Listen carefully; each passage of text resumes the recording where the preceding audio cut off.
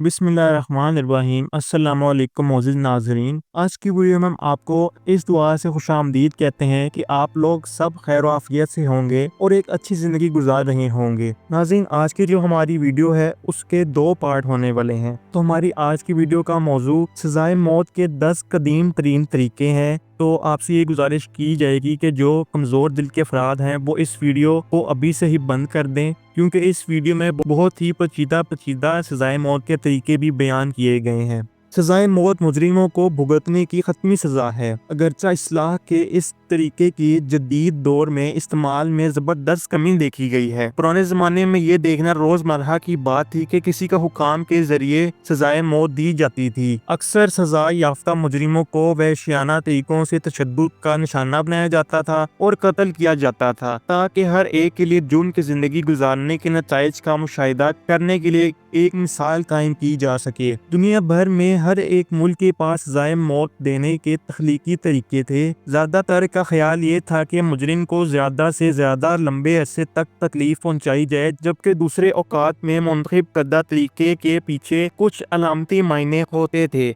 इसके बावजूद मुजरिमों को कभी बाइज्जत मौत नहीं हुई। दर हकीकत इनके वाक़यात को अक्सर इजाफी ज़िल्लत के लिए दिखाया जाता था। तो नाज़रीन, इस वीडियो में हम वही कदीम ज़माने से सज़ाए मौत देने के 10 इंतहाई सफ़ाकाना और खौफनाक तरीके बताएंगे। नंबर 10 पर आता है आहिस्ता आहिस्ता काटना, या जिसे लिंगची भी कहा जाता है। जैसे कि आपने लफ्ज़ लिंगची से पहचान ही लिया होगा कि ये चीन में इस्तेमाल होने वाली फांसी का एक जालिमाना तरीका था, जिसमें मकतूल को खून की कमी से मरने से पहले बहुत से मरहलों का सामना करना पड़ता था। जल्लादों को ये हुक्म सौंपा गया था कि वो शिकार को मारे बगैर ज़्यादा से ज़्यादा कटौती करें और गोश्त के टुकड़ों को हटा दें। इसे जिस्म पर 1000 कटों की मौत के नाम से भी जाना जाता था। लिंगची का आगाज 10वीं सदी में हुआ था और इसे 1905 में गैर कानूनी करार दे दिया गया था, चूँकि इसने 20वीं सदी का आगाज देखा। ये इस फहरिस्त में फांसी के चंद तरीकों में से एक है, जिसके लिए इस पर अमल किए जाने की तस्वीर दर हकीकत मौजूद हैं। लिंगची के पीछे कोई खास अमल नहीं था। इसका तजुर्बा कई अवामिल पर मुनहसर था, जैसे कि जल्लाद की महारत और रहम और मुजरिम की संगीनी। मिंग खानदान से बरामद होने वाले कुछ रिकॉर्ड बताते हैं कि मरने से पहले मुतासरीन को 3000 कटौती का सामना करना पड़ा, जबकि दीगर रिपोर्ट्स का दावा है कि पूरी आजमाइश में 15 मिनट से भी कम वक्त लगा करता था। बाज़ औक़ात मुजरिमों को फ़ीन दी जाती थी, लेकिन ये वाज़ेह नहीं है कि इन्हें ज़्यादा या कम तकलीफ में मुब्तला करना था। लिंगची 5 सज़ाओं की ख़त्मी शक्लों में से एक थी, जो सज़ा का एक पैमाना था जिसकी शिद्दत में इजाफा हुआ। इसमें मुतअद्दिद ताज़ीज़ी इक़दामात शामिल थे, जिनमें नाक या पाँव काटना और यहाँ तक कि कास्ट्रेशन भी शामिल थी। नंबर 9 पर आती है कटाई। यूरोप में कुरूने वस्ती के ज़माने में मुतासरीन को जादू टूने, ज़िना, कत्ल, तौहीन रिसालत और चोरी जैसे जराइम के इर्तिकाब करने पर मौत की सज़ा दी जाती थी। रोमन सल्तनत मुतासरीन को आधे अफ़की तौर पर देखने को तरजीह देते थे, जबकि चीनी अपने शिकार को पाँव से लटका कर और जिस्म को अमूदी तौर पर आरा करके ज़्यादा अख्तराई करते थे। ये तरीका मुतासरीन को तकलीफ पहुंचाने में ज़्यादा कारआमद था, क्योंकि दिमाग में खून का बहाव बेहतर होगा और इससे शऊर को तूर मिलेगी। टेकिसाइड रिफॉर्म मूवमेंट की तारीखी दस्तावेज़ात के मुताबिक इनके मुतासरीन को ज़ख्मों को टॉर्च से दागने से पहले अपने हाथ और पाँव काटने पड़ते थे, तभी शिकार को अदा कर दिया जाता था। जहाँ तक कदीम रूम का ताल्लुक है, कैलिगुला लोगों को आरे होते देखकर खाने से लुत्फ़अंदोज़ होने के लिए जाना जाता था। इंतहाई सज़ा के दौरान मुतासरीन की तकलीफ में मज़ा लेते थे।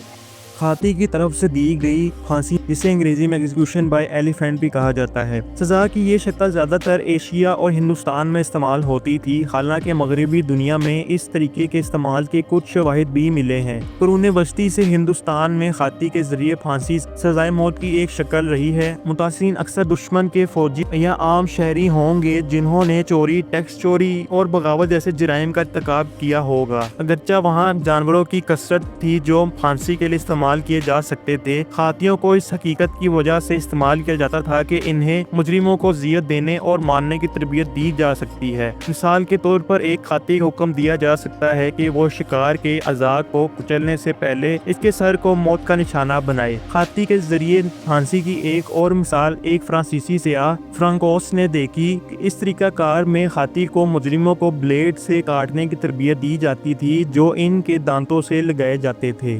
نمبر 7 پر آتی ہے ہینگنگ، ڈرائنگ اینڈ کوارٹرنگ۔ انگریزی قانون کے مطابق یہ اس شخص کے لیے حتمی سزا ہوگی جو سنگین غداری کا مرتکب ہوا ہو۔ شرافت کی خاطر عورت کو داؤ پر لگا دیا گیا۔ 1870 تک جن لوگوں کو سنگین غداری کا مرتکب ٹھہرایا جاتا تھا انہیں ایک رکاوٹ یا ایک سلیٹ سے باندھ دیا جاتا تھا، پتلی جڑی ہوئی شاخوں سے بنی بارڈ کے ٹکڑے کی طرح، اور گھوڑے سے گھسیٹ کر پھانسی کی جگہ پر لے جایا جاتا تھا۔ ایک بار وہاں پہنچنے کے بعد مجرم کو ایک قطرے کے بغیر پھانسی دی جاتی تھی تاکہ اس بات کو یقینی بنایا جا سکے کہ ان کی گردن نہ ٹوٹے۔ مرنے سے پہلے مجرم کو کاٹ دیا جاتا تھا اور ان کے اعضاء اور پیٹ کو کاٹ دیا جاتا تھا، پھر مجرم کے اندرونی اعضاء کو بھی پھاڑ دیا جاتا تھا۔ آخرکار لاش کو 4 حصوں میں تقسیم کیا جاتا تھا۔ اکثر مجرم کے سر اور کوارٹر کو سڑنے سے روکنے کے لیے صاف کر دیا جاتا اور شہر کے دروازوں پر ہر ایک کو گواہی دینے کے لیے انتباہ کے طور پر دکھایا جاتا تھا۔ پھانسی کا یہ افسوسناک طریقہ سب سے پہلے 1241 میں ولیم مورس کو سزا دینے کے لیے، جسے بحری قزاقی مجرم قرار دیا گیا تھا۔ 1814 کے غداری ایکٹ نے پھانسی کے اس طریقہ کار سے باضابطہ طور پر ختم ہونے والے حصے کو ہٹا دیا اور اس کی جگہ پھانسی اور پوسٹ مارٹم کٹواتی سے بدل دی۔ نمبر 6 پر آتی ہے غیبت کرنا یعنی گفٹنگ۔ اسکاٹ لینڈ میں سزائے موت کی یہ شکل زیادہ تر سزا یافتہ قاتلوں کے لیے مخصوص تھی۔ 1701 کے مرڈر ایکٹ کے مطابق سزائے موت پانے والے قاتلوں کی لاشوں کو یا تو ٹکڑے ٹکڑے کر دیا جاتا تھا یا زنجیروں میں لٹکا دیا جاتا تھا۔ 1770 کی دہائی کے آخر تک گفٹ کرنا عملی طور پر غائب ہو گیا، حالانکہ یہ 1834 تک ایک قانونی سزا کا آپشن رہا۔ کچھ واضح خرابیاں سزائے موت کے اس طریقہ کار کی بہترین تبدیلی الیگزینڈر گیلان کی سزا ہے۔ وہ ایک کسان کا نوکر تھا جسے 1810 میں اسپٹ لیم نامی 11 سالہ لڑکی کی عصمت دری اور قتل کا مجرم قرار دیا گیا تھا۔ وہ اپنے باپ کے مویشی چرانے میں مصروف تھی جب اس نے اس پر بے رحمی سے حملہ کیا اور اسے مار مار کر ہلاک کر دیا۔ اس وقت کا لارڈ جسٹس کلرک اسے سزائے موت دینا چاہتا تھا جو مجرم کی شدت کا ایک مثالی رد عمل سمجھا جاتا تھا، اس لیے اس نے فیصلہ کیا کہ گیلان کو اسی جگہ پھانسی دی جائے گی جہاں سے اس کے مقتول کی لاش ملی تھی۔ اس کی لاش کو زنجیروں میں لٹکا دیا گیا تاکہ قتل کی نتائج کی یاد دہانی کرائی جا سکے۔ ناظرین، اسی کے ساتھ نمبر 5 پر آتی ہے ناپاکی یا جسے انگریزی میں امپیورمنٹ بھی کہا جاتا ہے۔ سزا کی شکل میں سزا یافتہ مجرم کو ایک بند جگہ کے اندر رکھا جاتا تھا جس کا کوئی راستہ نہیں تھا۔ بعض اوقات اس کا ترجمہ عمر قید میں کیا جاتا ہے جبکہ دیگر اوقات میں متاثرین کو بھوک اور پانی کی کمی سے مرنے کی سزا سنائی جاتی تھی۔ ایک تصویر جو پہلی بار نیشنل جیوگرافک کے 1922 کے شمارے میں شائع ہوئی تھی جس میں ایک منگول خاتون صحرا میں لکڑی کے ڈبے کے اندر پھنسی ہوئی نظر آتی ہے۔ فوٹوگرافر ایلبرٹ کوہن نے دیکھا کہ عورت کھانے کے لیے کیسے بھیک مانگ رہی تھی۔ اسے اس باکس میں چھوڑنا پڑا کیونکہ یہ ایک ماہر بشریات کے لیے کسی اور ثقافت کے مجرمانہ انصاف کے نظام میں مداخلت کرنا پروٹوکول کی بہت بڑی خلاف ورزی سمجھتا تھا۔ کوہن کے مطابق خاتون کو زنا کی سزا سنائی گئی تھی، اگرچہ اس کہانی کے پیچھے شکوک و شبہات موجود تھے کہ اسے اس قسم کی مذمت کیوں کی گئی۔ تصویر میں ناقابل تردید صداقت ہے۔ متاثرین ہمیشہ بھوک سے نہیں مرتے تھے۔ 1914 کی ایک اخباری رپورٹ کے مطابق چین میں اس قسم کے شکار افراد کو لوہے سے بند بھاری تابوتوں میں دفن کیا جاتا تھا جس میں انہیں سیدھے بیٹھنے یا لیٹنے سے منع کیا جاتا تھا۔ دن میں صرف چند منٹ کے لیے وہ سورج کی روشنی کو دیکھ سکتے تھے کیونکہ ان کا کھانا ان کے تابوت میں ایک چھوٹے سے سوراخ کے ذریعے پھینک دیا جاتا تھا۔ اسی کے ساتھ نمبر 4 پر آتی ہے پوائنا کلی۔ اس سے بوری سزا کے نام سے بھی جانا جاتا ہے۔ جو لوگ والدین کو قتل کرنے کے مجرم پائے گئے تھے انہیں چمڑے کی بوری میں زندہ جانوروں کی ایک قسم کے ساتھ سلائی کر کے پانی میں پھینک دیا جاتا تھا۔ تاریخ دستاویز کے مطابق جو پوائنا کلی کا ذکر کرتی ہے صرف سانپوں کو بوری میں ڈالا جاتا تھا۔ اس کے باوجود شہنشاہ ہیڈن کے زمانے میں پوائنا کلی سب سے مشہور تبدیلی تھی کہ ایک مرغ، ایک کتے، ایک بندر اور ایک سانپ کو بوری کے اندر مجرم مجرم کے ساتھ پھینک دیا جاتا تھا۔ کوہینہ کلیک کی سزا پانے والے افراد کو پہلے کوڑے مارے جاتے تھے یا خونی سلاخوں سے مارا جاتا تھا، جبکہ ان کے سر کو ایک تھیلے میں بھر دیا جاتا تھا۔ اس کے بعد انہیں دوسرے زندہ جانوروں کے ساتھ بیل کے چمڑے سے بنی ایک بوری میں ڈال دیا جاتا تھا اور بیلوں کے ذریعے کھینچی گئی ایک گاڑی میں ایک بہتی ندی یا سمندر میں ڈال دیا جاتا تھا، جس میں انہیں پھینک دیا جاتا۔ آخر کار کوہینہ کلی کو زندہ جلانے سے بدل دیا گیا تھا۔ نمبر 3 پر آتی ہے اسکافزم۔ یہ تشدد کا ایک قدیم فارسی طریقہ تھا جو قتل یا غداری جیسے سنگین جرائم کا ارتکاب کرنے والوں کے لیے مخصوص تھا۔ مجرموں کو ایک کھوکھلے درخت کے تنے میں یا دو کشتیوں کے درمیان پھنسایا جاتا تھا اور زبردستی دودھ اور شہد پلایا جاتا تھا۔ یہ سزا دلدل یا کسی ایسی جگہ پر لگتی تھی جہاں کشتیاں دھوپ میں پڑی ہوتی۔ انہیں نہ صرف ان کی مرضی کے خلاف مکسچر نگلنے پر مجبور کیا جاتا بلکہ ان کے جسم کے تمام بے نقاب حصوں پر بھی پھیلایا جاتا تھا۔ یہ مختلف قسم کے کیڑوں کے ساتھ ساتھ چوہوں کو بھی اپنی طرف متوجہ کرتے تھے جو بنیادی طور پر شکار کو زندہ کھا جاتے تھے۔ اسکافزم کے شکار افراد کو ایک مدت کے بعد شدید اسہال کا بھی سامنا کرنا پڑتا تھا، جس کی وجہ سے وہ کمزوری اور پانی کی کمی محسوس کرتے تھے۔ اس کے باوجود وہ اس حال کی وجہ سے پانی کی کمی کی وجہ سے نہیں مرتے تھے کیونکہ انہیں مسلسل زیادہ دودھ اور شہد کھلایا جاتا تھا۔ اس کا مطلب یہ ہے کہ وہ اپنے ہی فضلے دودھ، شہد اور ہڑپ کرنے والے کیڑوں کی طرح چھوٹی سی جہنم میں دنوں اور ہفتوں تک زندہ رہ سکتے تھے۔ آخرکار شکار کے جمع ہونے والے پخانے سے میگوٹس اور دیگر کیڑے پیدا ہوتے تھے۔ آہستہ آہستہ وہ شکار کے جسم میں داخل ہو جاتے تھے اور انہیں اندر سے ہی کھا جاتے تھے۔ آخرکار انہیں موت نصیب ہوتی تھی۔ اسی کے ساتھ نمبر 2 پر آتا ہے بریکنگ ویل۔ اس سزا کو کیتھرین ویل کے نام سے بھی جانا جاتا ہے کیونکہ اس کا تعلق اسکندریہ کی سینٹ کیتھرین سے ہے۔ یہ وحشیانہ تشدد کا آلہ یورپ میں قرون وسطی کے زمانے میں استعمال کیا جاتا تھا۔ یہ فرانس اور جرمنی میں مقبول تھا اور بعض صورتوں میں یہ قرون وسطی کے زمانے کے بعد بھی استعمال میں تھا۔ اسے بریکنگ ویل کا نام دیا گیا کیونکہ یہ خاص طور پر متاثرین کی ہڈیوں کو توڑنے کے لیے ڈیزائن کیا گیا تھا۔ وہ مرد جو سنگین قتل کے مرتکب ہوئے تھے اس قسم کی سزائے موت کا سامنا کرتے تھے۔ شکار کو پہیے پر کوڑے مارے جاتے اور پھر اس کے اعضاء کو پیٹنے کے لیے اس کا قلب یا لوہے کا کڑا استعمال کیا جاتا تھا۔ ایک بار جب متاثرین زخموں کی تاب نہ لاتے ہوئے دم توڑ جاتے تو ویل ان کی لاشوں کو دکھانے کے لیے استعمال کیا جاتا تھا۔ بعض اوقات شکار کو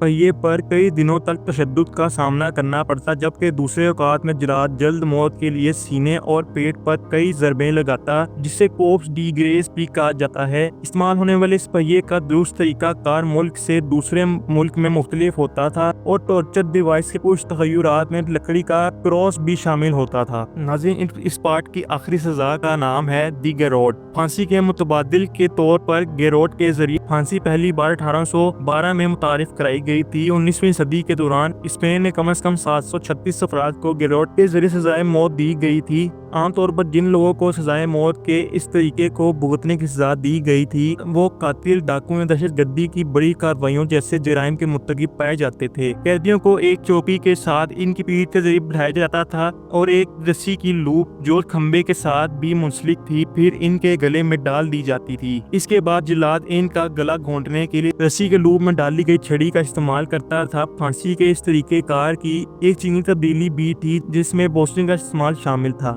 ناظرین، وقت گزرنے کے ساتھ اس بات کو یقینی بنانے کے لیے کئی اصلاحات کی گئیں کہ جن لوگوں کو گیروٹ کے ذریعے مرنے کی مذمت کی گئی تھی انہیں زیادہ انسانی طریقے سے قتل کیا جائے۔ گیروٹ کا پورا طریقہ ایک لکڑی کے اسٹول کو ایڈجسٹ کرنے کے لیے تبدیل کر دیا گیا جس میں ہاتھوں اور پیروں کے لیے پابندیوں کے ساتھ ساتھ گردن کے گرد لوہے کے کالر کو بند کیا گیا تھا۔ لکڑی کے اسٹول کے ساتھ ایک سکرو آیا جس کے ساتھ ستارے کی شکل کا بلیڈ لگا ہوتا تھا۔ اس کے بعد یہ قیدی کی گردن میں داخل ہونے اور ریڑھ کی ہڈی کے کالم کو توڑنے کے لیے استعمال کیا جانے لگا جس میں مؤثر طریقے سے قیدی کو گلا گھونٹ کر موت کے گھاٹ اتار دیا جاتا تھا۔ اگرچہ شکار عام طور پر جلدی سے ہوش کھو دیتا تھا اور چند منٹوں کے بعد مر جایا کرتا تھا، اس سے یہ نتیجہ اخذ کیا گیا کہ پھانسی کا یہ طریقہ کبھی بھی پھانسی سے زیادہ تیز یا زیادہ انسانی نہیں تھا۔ ناظرین، یہ وہ پارٹ تھا جس میں ہم نے آپ کو زمانہ قدیم کی سزائے موت کے 10 قدیم ترین طریقے بتائے۔ تو ناظرین اسی امید پر اس ویڈیو کا اختتام کرتے ہیں کہ آپ کو آج کی ہماری پیشکش پسند آئی ہوگی۔ اگر آج کی ہماری پیشکش پسند آئی ہوئی تو ہماری حوصلہ افزائی بڑھانے کے اس ویڈیو کو لائک کر دیجیے گا۔ چینل پر نئے ہیں تو چینل کو سبسکرائب کر کے بیل آئیکن کے بٹن کو ضرور پریس کریے تاکہ ہر نئے آنے والی ویڈیو کو نوٹیفیکیشن آپ تک پہنچ سکے، اور کمنٹ سیکشن میں بھی ضرور بتائیے گا کہ آپ کو اس زمانہ قدیم کی ان چند سزائے موت کے طریقوں میں سے آپ کو کون سا طریقہ سب سے خوفناک لگا۔ تو پھر ملیں گے کسی اگلی تاریخی تحقیقی اور معلوماتی ویڈیو کے ساتھ، تب تک کے لیے مجھے دیجیے اجازت، دعاؤں میں یاد رکھیے گا۔ اللہ حافظ۔